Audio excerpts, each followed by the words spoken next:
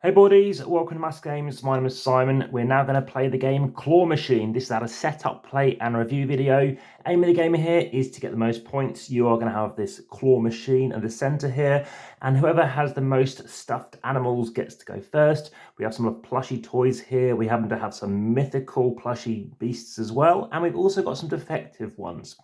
So the points are listed on the cards. These ones are quite straightforward. You've got capybaras, we've got zebras here, 1 point per mythical animal you've got at the end of the game. You've got various other things which might appear too. You've also got these guys which are -2 points for each card, but you get 10 points per trio if you have to have 3 of them which happens to have the right matching colour. So that would make 2 blue. You need to try and get another one to get yourself 10 points for that set. So you start off with some choice cards. There are 8 different animals. You're going to shuffle them up and deal out and only have 5. 3 ought to be taken out. And then you're going to create a deck and basically get rid of various different animals you're not playing with. So 18 cards get removed because there's 6 animals of each type. Please do check out my unboxing teaser trailer preview video for a bit more about that. So as I mentioned, you're going to skillfully drive the claw, activate the claw to grab plush toys and get the best collection. So it's a set collection game. Most points I mentioned wins. So let's say I've started off here. I can now do one of 2 actions, and what's going to happen is you take 2 actions on your turn. You either move the claw or you can recharge. So to do that, you can either grab something and then move, or you could move, grab and move. That can be a move action, and you're going to spend arrows to do so. If I want to move left, I go here. If I want to move up, I go here. And my second action is I can move and grab. So I could grab, move, or move and grab, or move, grab and move. However, again, you can only use the arrows, and an arrow position means you're moving 1 space. You can't move 2 like that. However, the second thing you can do, instead of doing a move and grab or whatever it is you can recharge, in which case you grab, and then you can recharge up to 2 of your spent arrows. So let's just have a quick turn and see how it goes, and I'll tell you what I think of the game. So let's talk about what this card does. This is a cat. You get as many victory points as the most repeated animal, except cats. These do not count as animals. So if I've got 2 zebras, I can see 2 of them. If at some point I can get 2 of those at the end of the game, that would give me 2 points. If I get another cat, that would give me 4 points, so to speak.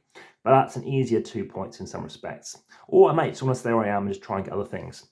So for now, again, these look quite nice. Let's just move. Again, it can be tricky. And as you can see, there's 5 cards in each pile. The game ends, by the way, when 1 pile empties in a 2-player game, or 3 piles empties in a 3 or 4-player game. Now, if a pile does empty, and it doesn't trigger the end of the game, because you might be the starting player, and in a 2-player game that wouldn't have ended yet, then you bring in 1 card starting from the top across to fill up that gap. So there's always something you can take. However, if there's only 1 card left in any other pile, that does not move across. So you just take something which has got more than 1 card. So let's say I just take this card initially, and I must always move an arrow. So here we go. I've taken this 1 card. It's going to go into my collection. And then let's say I move. Let's just spend an arrow to go over here. Why? Well, for a start, they're going to probably burn an arrow to move something else. However, it's still my turn because I get 2 turns. So I had to move first, or I had to move at some point on my turn. I can now recharge, or I can go back. In this case, you get 2 bears will give you 5 points. Let's just show you how it works differently. I might want to recharge, but for now, let's just move back again, spending this, and then getting this again. I could have pressed the button and then moved, but now I've got myself a bear.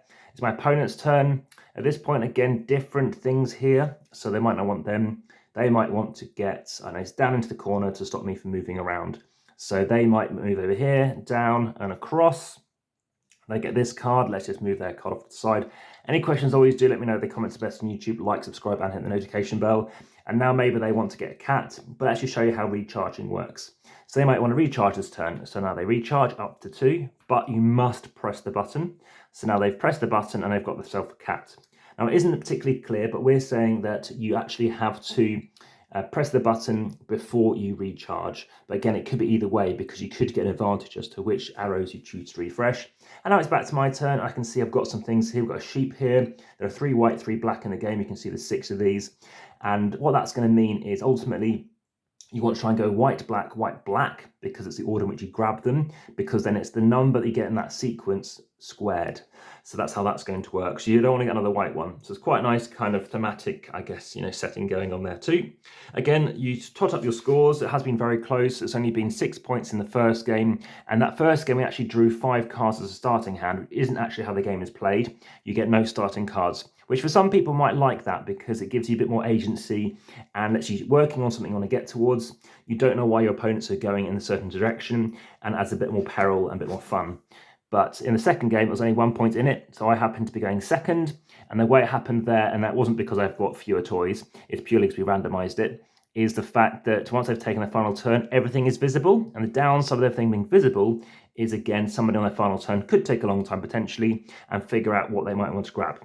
So other games by Fractal Juegos you can check on the channel include Sans Souci, and other games are coming as well, so please like, subscribe, and hit the notification bell as I mentioned earlier. So here are some of the animals we can talk about. Bears, we've seen cover bears are straight up 2 victory points. We've seen cats, we've got dogs as well. They give as many victory points to the different kinds of animals, except for dogs.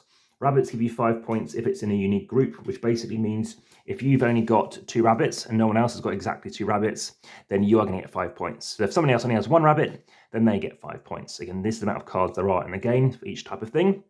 We've seen the zebras already. Raccoons is quite fun. So if you have a raccoon, you're going to get the amount of points equal to the number of these sums on here on other people's cards. If you've got a 1 and someone else has got this, then because they have got a raccoon, you get 2 points. So that's quite a good card to take because they're only going to steal or take 1 point, not stealing points, they're just getting 1 point. Sheep we've talked about, zebras we've seen as well. So what you can do is take the cards like this. So this means when you take it, you can swap 2 other cards in position, which could help you, might stop your opponents. And unicorns let you push the button twice. You grab that, basically getting the card underneath. Again, this is how we've interpreted the rules. There is a slight kind of quirk with the rules. For example, dogs, for some reason, for the summary player aid, is only in Spanish on one side, and there's a couple of the tiny typos as well. But apart from that, we kind of got through it, we understood it. And yeah, it's a very small, lovely, cute game. Again, these are standard sleeves you might see on my other video, 63 by 88. It's a standard American size. A nice, small, cute box it goes in as well. But as mentioned about any other questions, there are article errata and updates.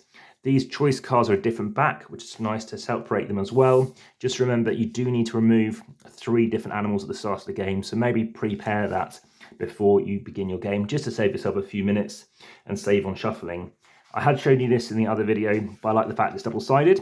My rating is good. I'd say it's kind of at least a 6 out of 10, which is kind of like an average rating for me, but again, I've played some fantastic games out there.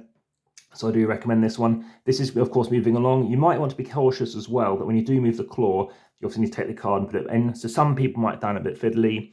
And I know this game is looking for further distribution, and it looks like it has won a 2022 award.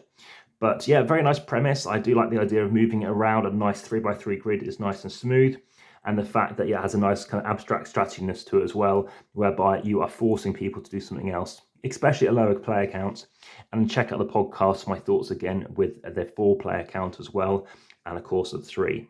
But yeah, enjoy that game. This has been, again, the game, well, I say claw machine. I think it's also known as the claw machine. So some places they call it the claw machine, some call it claw machine. And yes, this is a game where I do recommend, if you want to play claw machines, you kind of drag to get the stuff. Thanks for watching. Speak again soon. For now, back to the table.